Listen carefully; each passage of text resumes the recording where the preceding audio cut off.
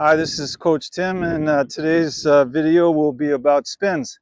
First, we're going to start out with topspin, and we can get close to the net, and you don't need a partner for this one. It's great if you can get a partner later to help you and do it with you, but you don't need to specifically do this with a partner. If you have a basket of balls that you can use, you can do this by yourself, and this is a really good exercise for trying to get topspin. Now, the first thing you want to do is make sure that your racket is parallel. When you contact the ball, the racket should be parallel to your target. We're going to try to keep the balls in the alley.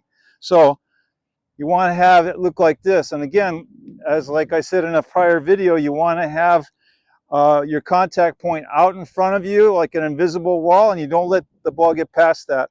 We're going low to high.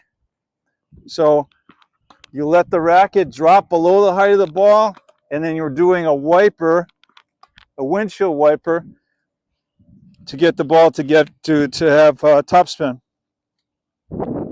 So as we do this, you can back up and add more power or less power. So typically, the closer you get to the net, the more your racket's going to be vertical power. The farther back you get, the more lateral power you're going to get. So you've got two directions you're working with. You're working with lateral and you're working with vertical. As you get closer to the net, it's more vertical. So even if the ball is real close to the net, if it's mostly vertical, you can still get the ball over the net. And as you go back farther, you add more of the lateral.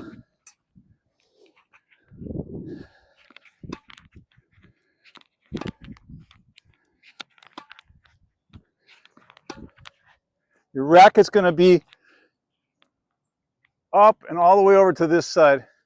So you're going laterally and vertically at the same time, trying to keep your arm loose and your loose all the way up until contact point, and then you give a little push.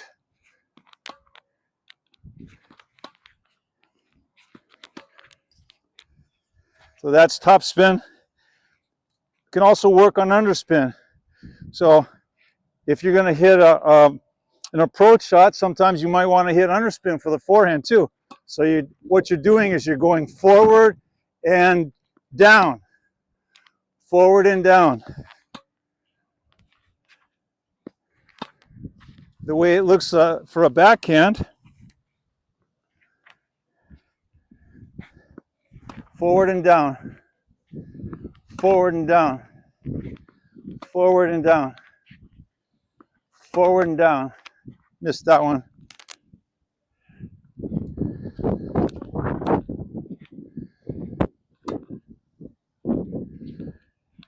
If the more you put lateral power into it, the more you get more of an offensive shot. So as you go more forward and put power into it, it becomes an offensive shot, which is a really good shot when you're playing against people who don't move well or have a two-handed backhand. You can keep it low and skipping at them. So that's a little bit of spins for today. Hope you enjoyed the video, and any comments or questions are always welcome.